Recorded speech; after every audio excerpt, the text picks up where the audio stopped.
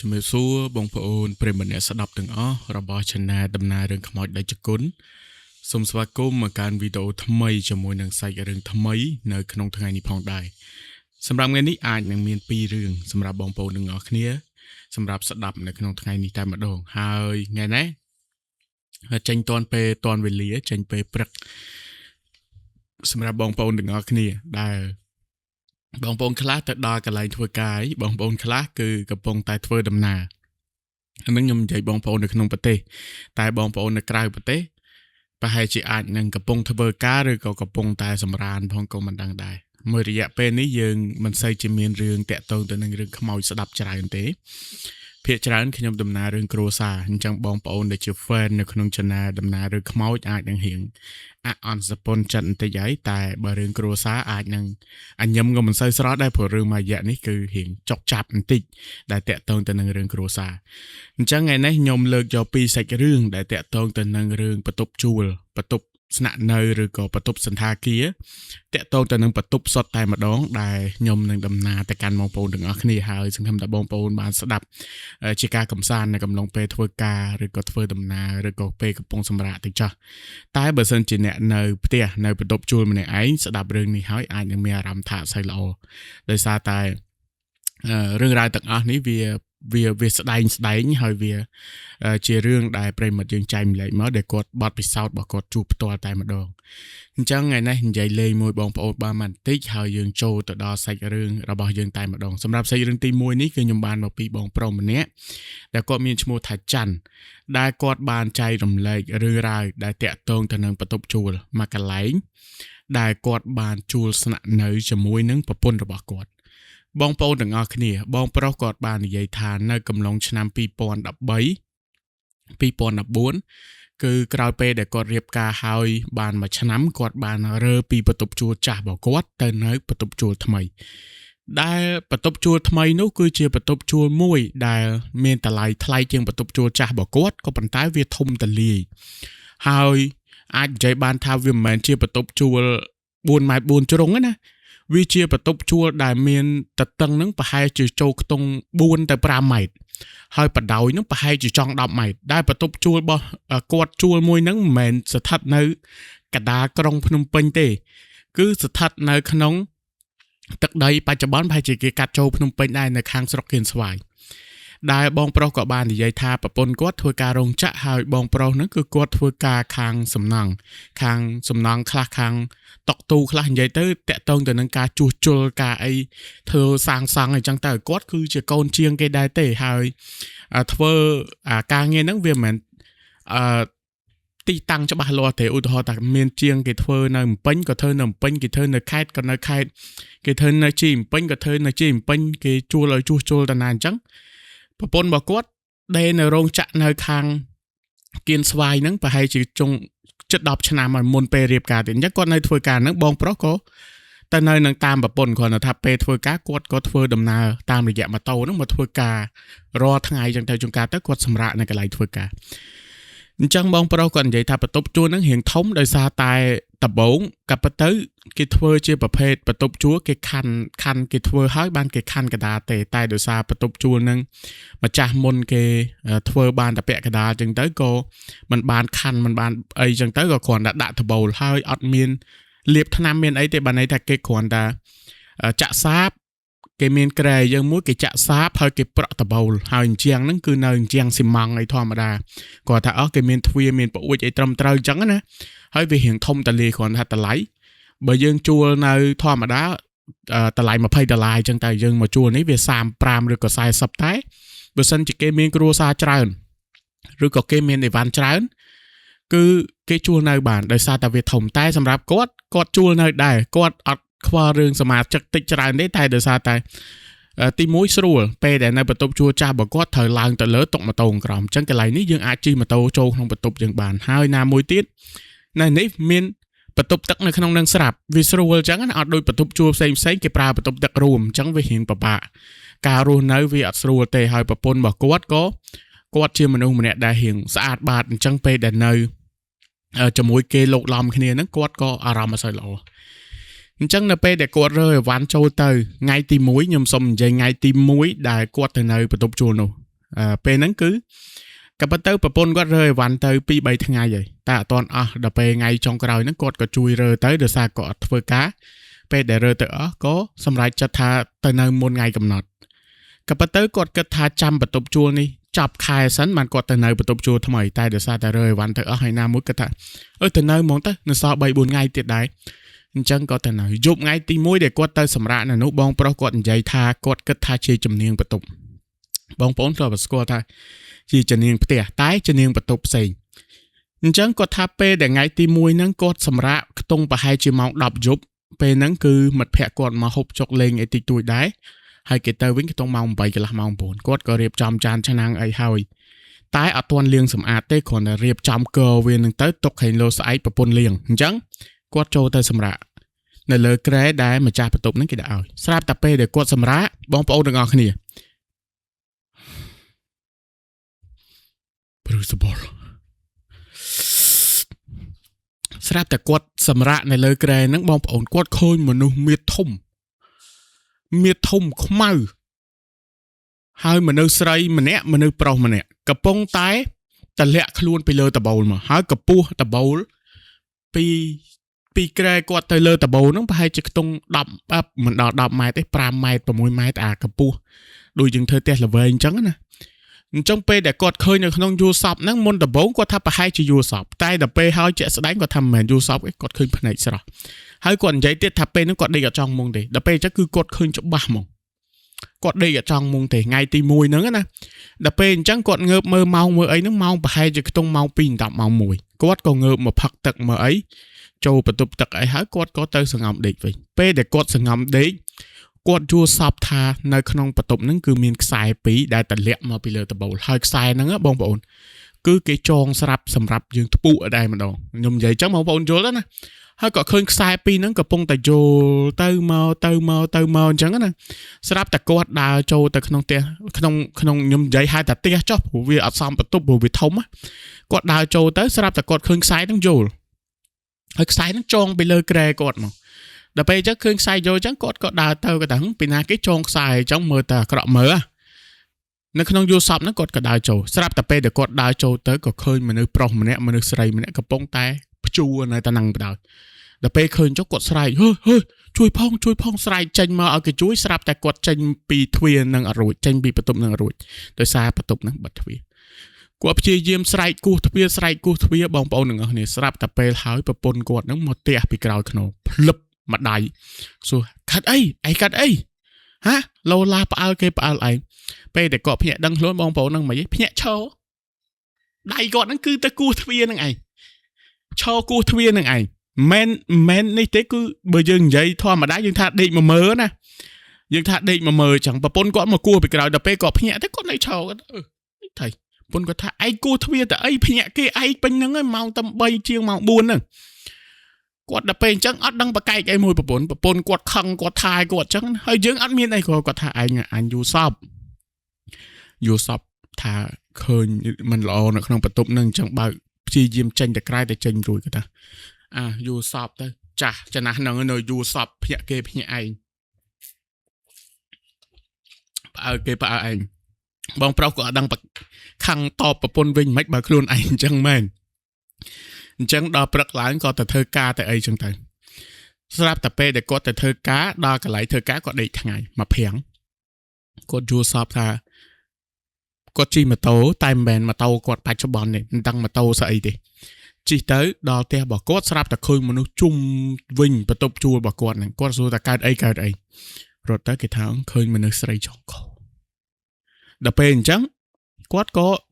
មើលទៅបន្ទប់ជួលខ្លួនឯងក៏ដើរចូលទៅស្រាប់តែឃើញប្រពន្ធខ្លួនឯងកំពុងតែថ្ពុក៏នៅខ្សែហ្នឹងហើយបោយដៃហៅគាត់ចេះហើយមុខហ្នឹងឡើងញញឹមសោចអញ្ចឹងណាបងប្អូនសាកសម័យទៅឃើញហ៎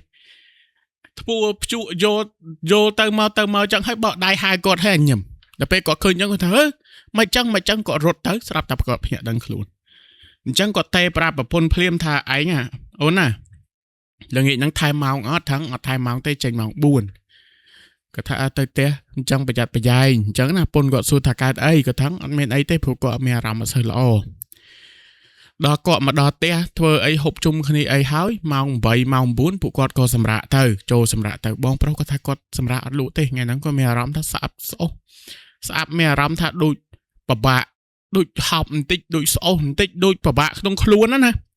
របៀបថាដូចនៅមិនសនុកគាត់ក៏ងើបអង្គុយហើយអារម្មណ៍អត់សូវល្អទេបើកទ្វារចេញមកខាងក្រៅអង្គុយនៅក្រែមកបន្ទប់ហើយជក់បរិយមកដើមកំឡុងពេលអង្គុយជក់បរិយស្រាប់តែគាត់មានអារម្មណ៍ថាហាក់ដូចជាមានក្លិនអីមួយយ៉ាងដែលមកប៉ះនឹងច្រមុះរបស់គាត់ដែលក្លិនហ្នឹងជាប្រភេទក្លិនផ្កាក្លិនប្រហើរតែមិនដឹងថាផ្កាអីណាមកប៉ះច្រមុះគាត់ស្រាប់តែគាត់មើលទៅខាងមុខបន្ទប់ជួលហ្នឹងមានដើមម្ខុបធំមួយគាត់មើលទៅក្រោមដើមម្ខុបហ្នឹងស្រាប់តែឃើញរូបរាងមនុស្សស្រីម្នាក់កំពុងតែឈរខាងក្រោយដើមម្ខុបហ្នឹងលួចអើតកកមកចេញមកមើលមកគាត់ហើយភ្នែកម្នាក់ស្រីហ្នឹងគូឡើងក្រហមហើយសក់ឡើងវែងចិត្តដល់ចង្គង់ពេលតែគាត់ឃើញអញ្ចឹងគាត់ព្រឺសបល់យកមក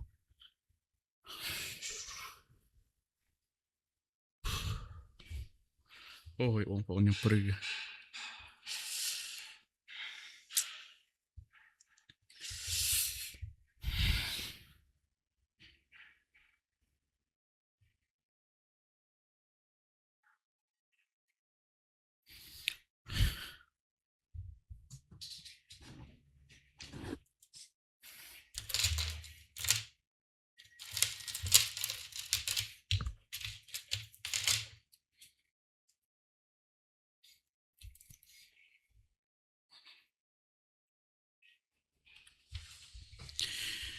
ពេលដែលគាត់ឃើញអញ្ចឹងគាត់ចាប់ផ្ដើមព្រឺសបល់យកហើយគាត់ក៏បោះចោលបរិយនឹងហើយគាត់ចូលទៅដេកចូលទៅសង្ងំដេកតែសង្ងំដេកទាំងភ័យក៏ទាញប្រពន្ធយកមកអោបដោយសារតែភ័យពេកដោយសារតែខ្លាចហើយដេកអង្គុញជើងដេកអត់តន់លក់ទេសង្ងំយ៉ាងណាក៏មិនលក់ស្អុះស្អាប់ផងអោបប្រពន្ធទៅរត់តែបែកញើបលែងប្រពន្ធចេញមកដេកកងថ្ងៃហើយព្យាយាមបិទភ្នែកហើយប្រាប់ខ្លួនឯងថាទោះមានរឿងអីក៏ដោយក៏អត់បើកភ្នែកហើយបងប្អូននឹងដេកមិនដេកពេនភ្នែនអត់ហ៊ានសដោកជើងទេព្រោះស្រាវចុងជើងអ្នកដែលធ្លាប់ខ្លាចប្រកាសជាដឹងថាដេកទៅស្រាវចុងជើងយ៉ាងម៉េចអញ្ចឹងក៏ស្រាប់តែកំពុងតែដេកហ្នឹងមានដៃមួយមកប៉ះដៃគាត់ពេលហ្នឹងគាត់លើសលេងប្រពន្ធគាត់ហៅគាត់ថាបងអើយងើបជូនទៅបន្ទប់ទឹកបន្តិចគាត់ក៏និយាយឆ្លើយថាហើយបន្ទប់ទឹកក្នុងហ្នឹងមិនក៏មិនចេញទៅចាំបាច់ឲ្យជូនអីមិនបន្ទប់ទឹកក្រៅណាបើកភ្លើងដើរទៅគាត់តមួយម៉ាត់អញ្ចឹងស្រាប់ទៅហើយបាត់មកសតុប្រពន្ធគាត់ដៃហ្នឹងកេះគាត់ទៀតបងងើបជូនទៅបន្ទប់ទឹកបន្តិចស្រាប់តែគាត់បើកភ្នែកងាកមកមើលប្រពន្ធដេកខាងស្ដាំដៃហ្នឹងស្រាប់តែបើកភ្នែកងាកមើលទៅឃើញប្រពន្ធគាត់ហ្នឹងតែត្រឹមស្មាចុះក្រោមទេអត់ឃើញមកកណាត់លើទេមកកណាត់លើទៀតបងប្អូនទាំងអស់គ្នាឃើញមនុស្សស្រីម្នាក់ទៀតហ្នឹងអង្គុយបត់ជើងចិត្តប្រពន្ធរបស់គាត់ហ្នឹងកំពុងតែកាន់ចេះបងប្អូនសាក់សម័យរូបភាពហ្នឹងអាពេលយប់ហ្នឹងគាត់គ្រាន់តែឃើញចង់ភ្លាមបងប្អូនក្បាលគាត់គឺព្រឺតាំងពីចុងជើងរហូតដល់ក្បាលគាត់ស្ទុះងើបអង្គុយហើយគាត់ទាញមុខទាញអីចេញអញ្ចឹងណាគាត់សារមុខចឹងហើយស្រាប់តែម្នាក់ស្រីនឹងសោចហាបងប្អូនមិនដឹងថាម៉ោងប្រហែលទេតែពេលនោះគឺគាត់ប្រទីងបតុងហើយគាត់ចាប់ផ្ដើមងាកមកមើលប្រពន្ធគាត់ម្សាទៀតពេលហ្នឹងហើយដែលគាត់ឃើញប្រពន្ធរបស់គាត់ងើបអង្គុយទាំងដែលមកកណាត់ហ្នឹងគឺអត់មានទេមានតែមកកណាត់ទៅខាងក្រោមទេហើយសភាពបងប្អូនដូចគេកាត់តម្រឹមអញ្ចឹងគឺស្មើធេងហើយម្នាក់ស្រីហ្នឹងគឺកាន់មកកណាត់លើប្រពន្ធគាត់អញ្ចឹងកាន់អញ្ចឹងអង្គុយមើលមកគាត់ឲ្យសោចពេលហ្នឹងបងប្អូនទាំងអស់គ្នាគឺគាត់ចាប់ផ្ដើមឆ្លេឆ្លាមមិនដឹងថាធ្វើម៉េចធ្វើម៉ាទេគឺមានតែរត់ចុះពីលើក្រែហើយគាត់រត់ទៅយកកបិតដែលនៅចិត្តក្រែរបស់គាត់កន្លែងប្រពន្ធគាត់ដាក់គ្រឿងទេសគាត់ថាម្នាក់ស្រីនឹងសម្លាប់ប្រពន្ធគាត់ពេលហ្នឹងណាក៏អត់បានគិតរឿងខ្មោចទេគាត់ថាម្នាក់ស្រីនឹងសម្លាប់ប្រពន្ធគាត់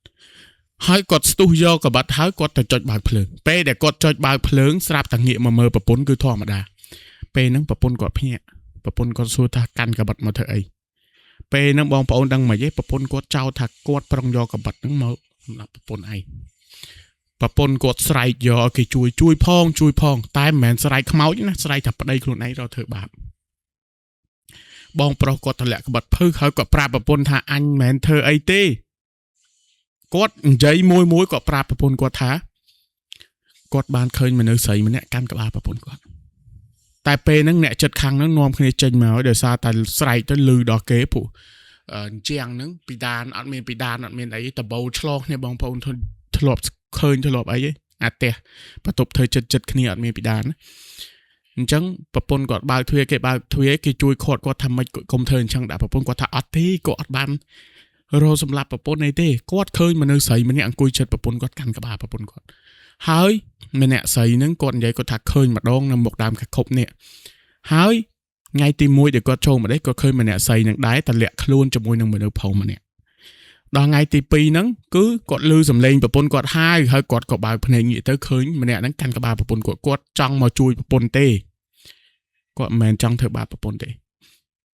អត់មានអ្នកជឿគាត់ទេរតែហៅប៉ូលីសទៀតតែមានអ៊ំម្នាក់ដែលផ្ទះចិត្តហ្នឹងគាត់ថាមិនបាច់ទេហៅប៉ូលីសទេរឿងហ្នឹងវាយល់ច្រឡំទេហើយក៏ពិតដំណើរដើមតងមូលហេតុគឺមានអញ្ចឹងអត់អីទេនាំគ្នាទៅសម្រាប់ទៅតែពីអ្នកប្តីប្រពន្ធហ្នឹង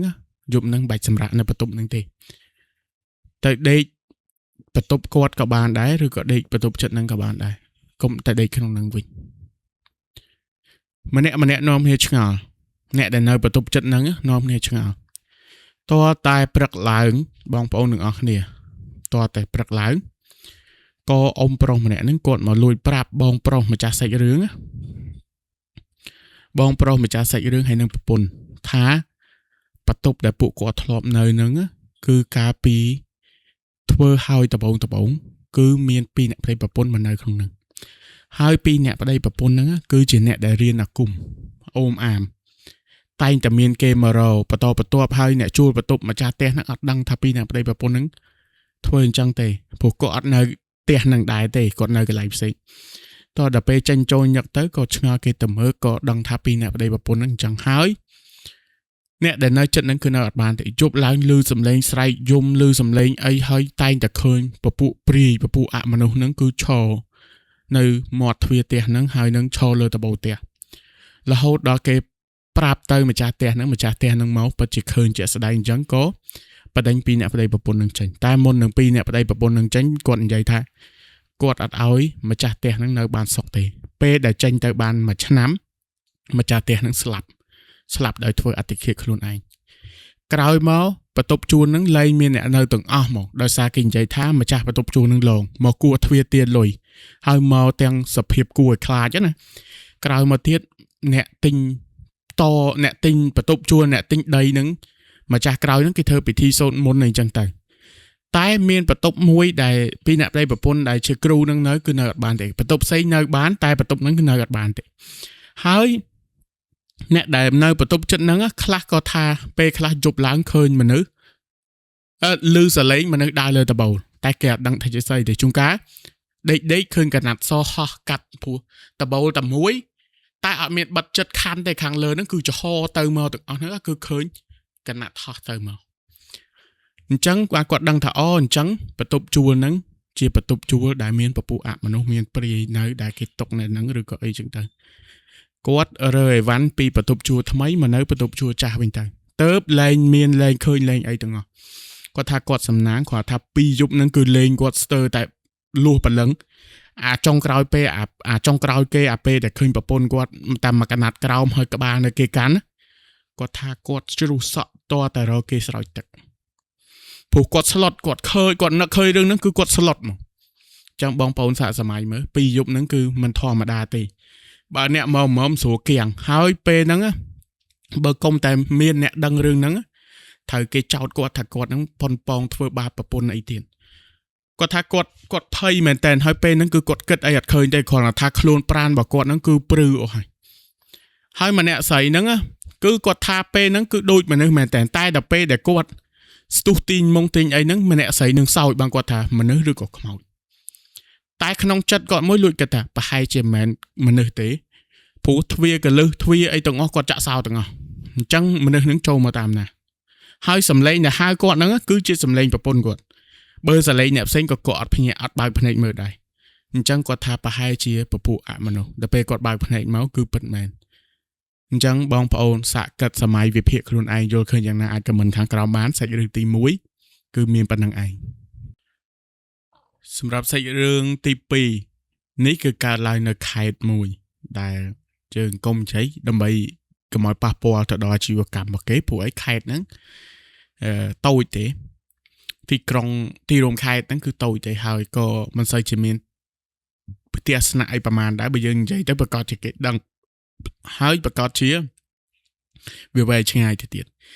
អញ្ចឹងខ្ញុំសូមអត់និយាយឈ្មោះខេត្តហើយក៏អត់និយាយឈ្មោះទីតាំងអីដែរតែខ្ញុំនឹងលម្អិតនៅសាច់រឿងនេះសម្រាប់បងប្អូនស្ដាប់បងស្រីម្នាក់ដែលគាត់ជាអ្នកដែលរស់ស៊ីនៅភ្នំពេញហើយគាត់មានកូនឈ្នួលច្រើនអ្នករហូតទៅដល់ជិត20អ្នកដើម្បីជួយរៀបចំអីវ៉ាន់របស់គាត់ដែលគាត់លក់ទាំងអនឡាញគាត់លក់ទាំងនៅកន្លែងហើយគាត់និយាយថានៅក្នុងឆាកជីវិតរបស់គាត់ហ្នឹងគាត់ជួបរឿងនឹងតែម្ដងគាត់តាក់ទងទៅនឹងរឿងខ្មោចដែលធ្វើឲ្យគាត់ចងចាំហើយគាត់សឹងថាខ្លាចលែងហ៊ានទៅដេកផ្ទះសំណាក់រីសតឬក៏សន្តាគាររបៀបថាបាក់ស្បាតបងស្រីគាត់និយាយថានៅកំឡុងឆ្នាំ2018គាត់ទៅការកូនឈ្នួលរបស់គាត់ឬក៏អ្នកធ្វើការងារឲ្យគាត់ណាដែលគាត់ស្រឡាញ់បំផុតដែលការហ្នឹងគឺការនៅខេត្តទេហើយក៏កូនឈ្នួលហ្នឹងក្រោយពេលដែលគាត់ការហើយក៏គាត់អត់បានមកធ្វើការវិញដែរអញ្ចឹងគាត់មកប្រាប់ការហើយក៏គាត់អាណិតគាត់ស្រឡាញ់អញ្ចឹងណាហើយក៏ពិធីការមួយហ្នឹងក៏គាត់បានជួយខ្លះដែរដោយទាំងពីរអ្នកប្តីប្រពន្ធហ្នឹងគឺជាកូនចៅរបស់គាត់ទាំងពីររាល់ដងទៅការនៅខេត្តនៅអីក៏មិនសូវជាបានទៅទេដោយសារតែអាចថាមិនសូវជាមានពេលហើយក៏ណាមួយទៀតចងដៃឬក៏អីចឹងទៅ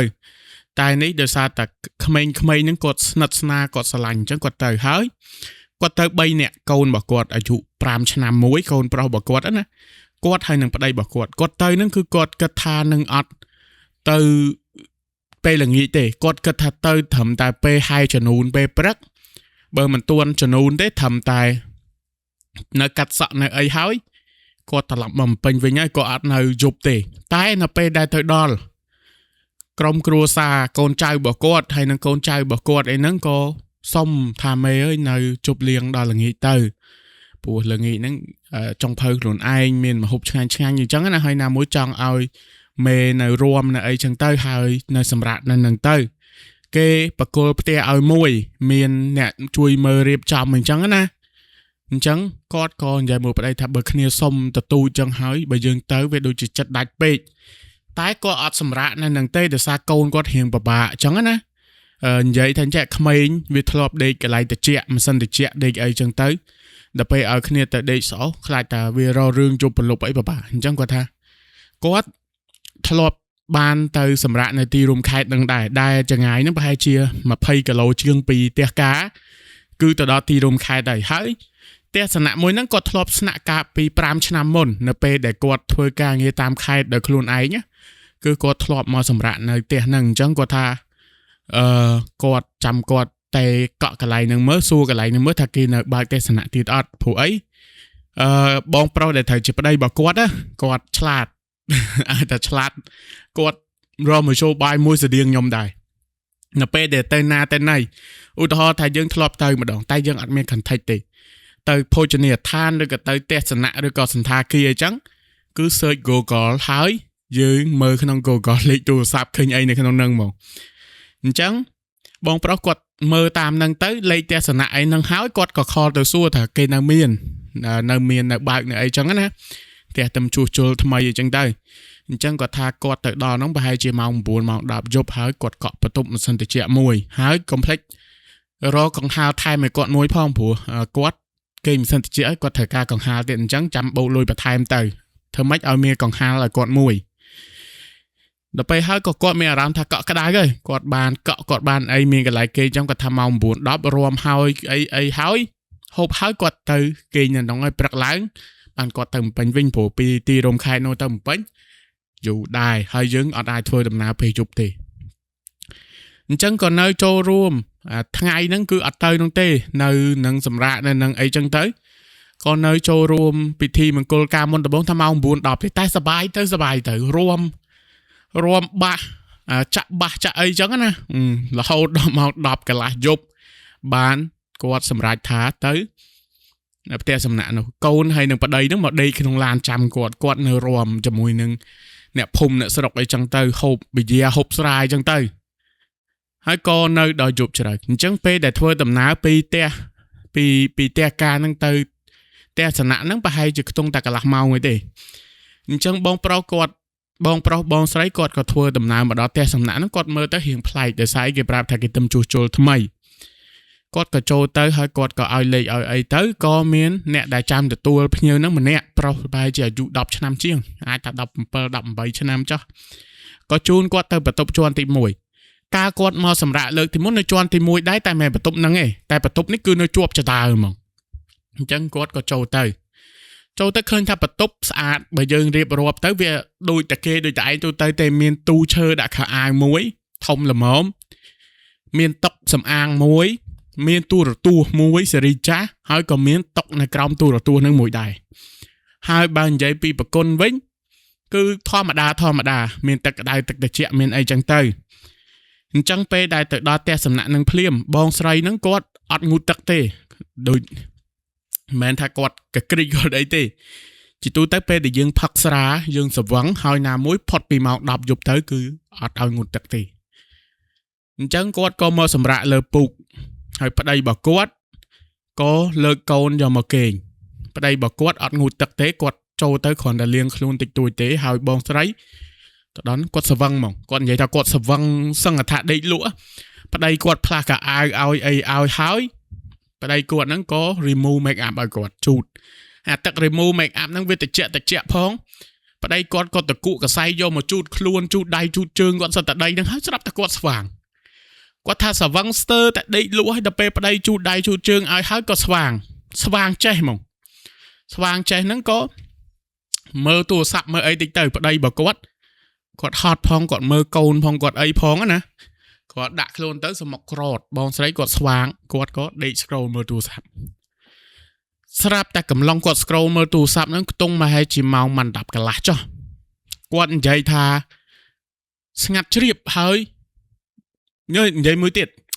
ផ្ទះសំណាក់ហ្នឹងគឺមកប្រហែលជាមានតែបន្ទប់គាត់មួយទេដែលដេកព្រោះអីអត់មានឃើញឡានម៉ូតូអីទេណាមួយខេត្តហ្នឹងវាគ្មានកន្លែងទេសចរណាដែលតាក់ទាញទេអញ្ចឹងអាចថាគ្មាននេះកម្រមានអញ្ចឹងណាអញ្ចឹងគាត់ថាកំពុងតែ scroll មើលទូរស័ព្ទសុកទ្វារទូដាក់ខោអាវក៏អត់តែគាត់បានបើកទេស្រាប់តែលបើកងើតបើកខ្លួនឯងមិនដំបងក៏គិតថាប្រហែលជាវាលបូតកលឹះវាអីចឹងណាព្រោះទ្វារគ្រឿងឈើណាមិនថាតើមានអ្នកបើកពេលខ្លះយើងដាក់មិនដល់ពេលលោតកលឹះវាអីចឹងទៅយើងគិតវិជ្ជមានណាបើងើតចំហខ្លងចំហមកចាហៀងណាគាត់ក៏ងាកទៅមើលទូហ្នឹងនៅប្តីគាត់សម្រានខាងស្ដាំកូនគាត់កដាគាត់ខាងឆ្វេងហើយទូហ្នឹងគឺនៅខាងឆ្វេងដៃរបស់គាត់ជាប់ក្រែដេកហ្នឹងហ្មងដល់ពេលបើកងើតចឹងទៅគាត់ងាកទៅទូហ្នឹងវាល្ងឹតឆឹងហើយគាត់ត្រូវខ្ជិលតែបិទគាត់ដេកមើលទូរស័ព្ទទៀតធ្វើស្វាងចេះហ្មងភ្លឺចេះស្រាប់តែហើយមានអារម្មណ៍ថាអញ bruisable ដល់ទូចំហទ្វារចេះសម័យឃើញថាមានមនុស្សអង្គុយនៅក្នុងទូហ្នឹងមានមនុស្សមើលពីក្នុងទូហ្នឹងមកអញ្ចឹងណាអារម្មណ៍វាចេះតែអញ្ចឹងដល់ពេលអញ្ចឹងក៏ងើបទៅបិទទ្វារទូហ្នឹងស្រាប់កំឡុងពេលដែលរុញអាទ្វារទូហ្នឹងទៅបិទក្រឹបវាហាក់ដូចជាមានស្អីរុញគាត់ចេញទេរុញដៃគាត់ចេញទេគាត់ទៅអីអាម៉េចចេះគាត់ក៏ប្រឹងរុញអាទូហ្នឹងផ្អាប់ភឹបទៅគាត់ក៏មកដេកវិញស្រាប់ពេលដែលមកដេកវិញបានប្រហែលជាខ្ទង់10នាទីឮសលេងគោះទ្វារបន្ទប់របស់គាត់ម្ដងហ្នឹងគោះ3ពើកគាត់អត់មាត់ទេតែមានអារម្មណ៍ហេអត់ស្រួលទេងាកទៅមើលប្តីដេកលក់បាត់អោសទូរស័ព្ទមិនតិចទៀតដេកឡើយគោះមួយសាទៀតហៅប្តីបងហើយណាគេគោះទ្វារប្តីគាត់ក៏ងើបតែមកមិញមកអង្គុយមកគាត់ក៏ប្រាប់ម្ដងទៀតបងពីណាគេគោះទ្វារ ប្តីគាត់ក៏ដើរទៅចិត្តទ្វារហើយសួរពីណាគេពីណាគេវាជប់ម៉ោង7:10ហើយមានរឿងអីដែលត្រូវមកគោះទ្វារអត់មានលឺទេប្តីគាត់ដើរវិញអត់មានមនុស្សប្តីគាត់ក៏ដាក់ខ្លួនសម្រានទៀតទៅស្រាប់តែប្តីគាត់សម្រានគាត់ក៏ទុកទូរស័ព្ទដែរតែទុកទូរស័ព្ទនៅលើអាតុកលើក្បាលតនេកនេះអាខាងឆ្វេងដៃនេះងាកមកស្រាប់តែឃើញទ្វារទូដាក់កៅអៅហ្នឹងចុះហរថ្ដៃតែលើកហ្នឹងហាក់ដូចជាមានភ្នែកមកគូនៅក្នុងទូហ្នឹងកំពុងតែសម្លឹងមើលមកគាត់ក៏លេចទៅឆាច់ឃើញគាត់ក៏លេចមកវិញគាត់លូកដៃទៅកេះប្តីគាត់ថាបងបិទទ្វារទូដាក់កៅអៅបន្តិចប្តីគាត់ហ្នឹងងើបមកទៀតមកបិទទ្វារឲ្យប្រពន្ធហើយបងស្រីគាត់និយាយថាបងបាយដេកខាងនេះខ្ញុំទៅដេកខាងនោះវិញគាត់ក៏មកឡងកូនតែដេកខាងប្តីហ្នឹងដេកខាងទូកៅអៅវិញគាត់ដេកបែរមកខាងកូនបានន័យថាដេកមកខាងឆ្វេងអោបកូនអញ្ចឹងទៅប្តីនៅខាងនោះស្រាប់កំឡុងពេលដេកហ្នឹងគឺដេកអត់តន់លក់ទេបងប្រុសដែលថៃជាប្តីគាត់សមុខក្រត់ទៀតកំពុងតែដេកហ្នឹងស្រាប់តែឮសំឡេងគេរុញទ្វារក្រឹកក្រឹកក្រឹកក្រឹកក្រឹកក្រឹកក្រឹកក្រឹកក្រឹកតែមិនមែនសំឡេងទ្វារធំទេណាទ្វារទូដាក់ខោអាវនឹងឯងក្រឹកក្រឹកក្រឹកក្រឹកក្រឹកក្រឹកគាត់ទៅជុំអមិនចេះចុចបើកភ្លើងលើក្បាលតនេកភ្លាមចុចបើកភ្លើងផ្លែតភ្លឺចេះពេញបន្ទប់ប្តីគាត់ក៏អត់មានតែខ្វល់ទេដែរគាត់ក៏លំភួយដេកទៀតគាត់មើលទៅទូនឹងចុយទូនឹងចាំមិនចេះវិញបងប្អូនចិត្តសឿងណាងើបឈរដើរទៅបើកទ្វារទូនឹងមើលទាំងអត់មានអីឆ្លាស់ចេះគ្មានអីទាំងអស់គ្មានអីទេក្នុងទូហ្នឹងគឺអត់មានអីទេតែមានខោអាវដែលគេទុកឲ្យយើងដេកពាក់ដេកហ្នឹងមក2ឈុតបាត់ក្រឹបក្រឹបទៅវិញមកដេកស្រាប់តែកំឡុងពេលសង្ងំដេកកលំភួយហ្នឹងគាត់ដេកចិត្តលួស្រាប់លឺសលេងខឹកខឹកខឹកខឹកខឹកខឹកខឹកខឹកខឹកខឹកខឹកដែលអាសលេងជាងរុញទ្វារដូចយើងជាប់នៅក្នុងទូអញ្ចឹងណាគាត់ដាស់ប្តីគាត់បងមានលឺសលេងអីអត់ប្តីគាត់ថាអត់លឺទេគាត់ក៏លំភួយទៀតស្រាប់តែកលំភួយបងប្អូនទាំងអស់គ្នាមានដៃហ្នឹងសើហ្នឹងមកចាប់ជើងចាប់កជើងចាប់ទាញដូចទាញទម្លាក់ទៅលើក្រៅគាត់ក៏បើកភ្នែកបើកភួយភ្លាមហ្មងគាត់ថាបានឃើញកូនក្មេងអាយុប្រហែលជាខ្ទង់10ឆ្នាំក្បាលឡើងទៅងោលភ្នែកឡើងក៏ហូមកំពុងតែចាប់ដៃជាងអារបៀបអញ្ចឹងណាហ៊ូយព្រឺសបល់គាត់ថានៅពេលដែលគាត់ឃើញចង់គាត់ស្រែកបើហើយជួយផងគាត់ហៅប្តីគាត់ណាប្តីរបស់គាត់ស្ទុះងើបកូនគាត់ក៏យំគាត់ថាកូនក្មេងខ្មៅចាប់ទាញជើងគាត់ដល់ពេលអញ្ចឹងប្តីគាត់ថាមិនទេដេកមិនកើតទេអីគាត់ថាឃើញដូចរបៀបមិនដឹងទេរបៀបអញ្ចឹងណាគាត់ក៏ងើបអង្គុយតែម៉ោងហ្នឹងខ្ទង់ម៉ោង1អី2:10ជាង1ប្តីគាត់ថាសង្ងំដេកទៅកុំគិតអីច្រើនដេកហើយក៏អត់ទាន់ដេកទេដេកទៅក៏អត់ទាន់ដេកទេស្រាប់តែប្រពន្ធដាក់ខ្លួនអត់ទាន់ដល់ពុកផងប្តីនោះសមុខក្រទៀតបងស្រីគាត់ក៏លំភួយមួយសាហ្នឹងគាត់ដេកអង្គុយជើងគាត់ក៏លំភួយជាទូទៅទស្សនៈសន្តាគារភួយចុងជើងគេមិនដាក់គៀបជាមួយនឹងពុកគាត់ថាកំពុងតែដេកសុកស្រាប់តែមានទឹកអីតក់លើមុខប៉ស្រាប់តែគាត់ទាញភួយចាញ់ងើយមើលទៅលើអញ្ចឹងទៅបងប្អូនឈ្ងោកពីលើក្បាលបដ ாய் អង្គុយលើក្បាលក្រែនឹងឈ្ងោកមកមើលគាត់ហ្នឹងដូចនៅក្នុងរឿងគេលេងឲ្យមើលអញ្ចឹងគាត់ថាគ្រាន់តែឃើញចង់ភ្លាមគាត់ស្រែកយកមកទៅហឹងមកស្រែកហើយភ្ញាក់ទាំងប្តីហើយភ្ញាក់ទាំងកូនមួយសាទៀតគាត់ចាប់ទាញកូនមកតែគាត់ថាតោះយើងទៅវិញក៏ប្តីយកខោអាវគាត់នឹងចាប់លើកកូនចុះមកបដោះក្រោមបាត់ទាំងអាអ្នកដែលចាំទទួលភ្ញៀវនឹងទៀតទុកសោលើតុចេញមកចូលដល់ក្នុងឡានស្រាប់តែគាត់ឃើញកូនក្មេង2-3នាក់កំពុងតែឈរកន្លែងគេទទួលភ្ញៀវនឹងឯងហើយឈរងាកមើលមកគាត់ហើយមានមនុស្សស្រីម្នាក់ស្លៀកឈុតដេកពណ៌ប្រផេះហើយផ្កាកំពុងតែឈរនៅក្បែរចតាហើយសក់នឹងឡើងវែងមុខមើលអត់ឃើញទេឡើងខ្មៅស្ទិចគាត់មើលទៅគាត់ថាអូដូចក្នុងរឿង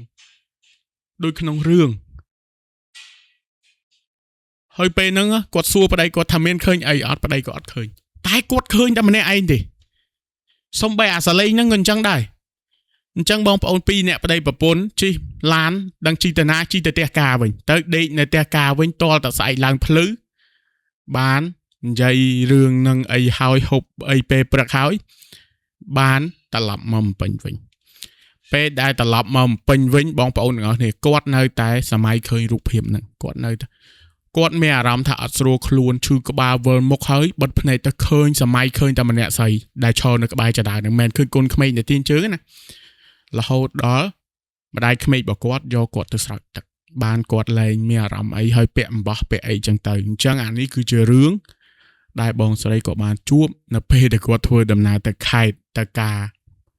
កូនឈ្នួលរបស់គាត់ហើយបងប្អូនសាកសម័យទស្សនភាពរូបភាពដែលគាត់បានជួបហ្នឹងបងប្អូនមានអារម្មណ៍មិនសម្រាប់ខ្ញុំវិញខ្ញុំព្រឺសបល់អត់ទាន់បាត់ទេពីររឿងនេះជារឿងដែលគួរឲ្យខ្លាចសម្រាប់ខ្ញុំនៅក្នុងអេពីសូតមួយនេះតែម្ដងរឿងទី1មិនជុំទេតែងុំរឿងទី2ហ្នឹងឯងអញ្ចឹងបើសិនជាបងប្អូន